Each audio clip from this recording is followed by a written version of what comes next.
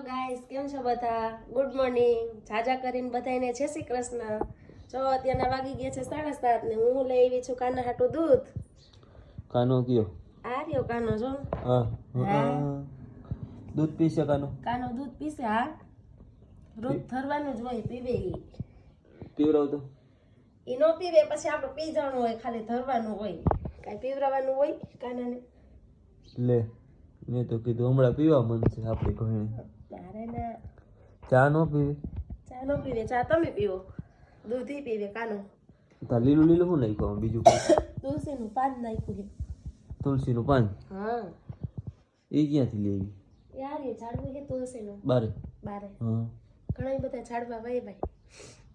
તો તુલસીનું પાન લઈ આવું વળી. તો આ પીશે કે નહીં હવે? પીસે, કાનો પીવે જ ને.